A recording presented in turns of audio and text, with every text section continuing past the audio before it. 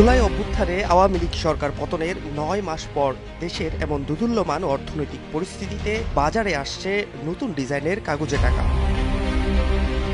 ঈদের আগে ও পরে বাজারে আসা নতুন ডিজাইনের এসব নোটের কোনোটিতেই থাকছে না বঙ্গবন্ধুর ছবি। জুলাই বিপ্লবে শহীদ মুগ্ধ, সাঈদ, জাতীয় স্মৃতিসৌধ, সুন্দরবন সহ ঐতিহ্য ও সংস্কৃতির বিভিন্ন বিষয় স্থান করে নিয়েছে নতুন নোটের নকশায়।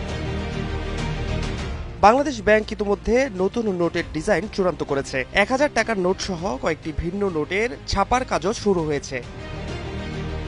বাংলাদেশ ব্যাংক সূত্র বলছে, ২৭ মে দেশের বাজারে আসছে ২০ টাকার নতুন নোট। নতুন ২০ টাকার নোটে থাকবে কান্তজিউ ও বৌদ্ধ মন্দিরের চিত্র।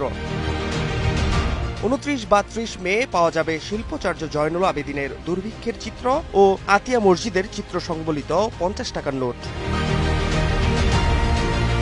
১,০০০ টাকার নতুন নোট আসবে আগামী ২ জুন, যাতে থাকবে বঙ্গভবন ও জাতীয় স্মৃতিসৌধের ছবি। ইউরোপ থেকে কাগজ সরবরাহে বিলম্ব হওয়ায় আবু সাঈদ ও মুগ্ধের অবয়ব সংবলিত ৫ টাকার নতুন নোটটি ঈদের পর বাজারে আসবে বলে জানা গেছে। সংশ্লিষ্ট সূত্র বলছে, গত আগস্টে মাত্র ১৫ দিনে নতুন নোটের নকশা চূড়ান্তের প্রস্তাব করা হলেও পুরো প্রক্রিয়া সম্পন্ন হতে ৫ থেকে ৭ মাস সময় লাগার কারণে ঈদুল ফিতরের আগেই নোট ছাড়ার পরিকল্পনা বাস্তবায়ন সম্ভব হয়নি।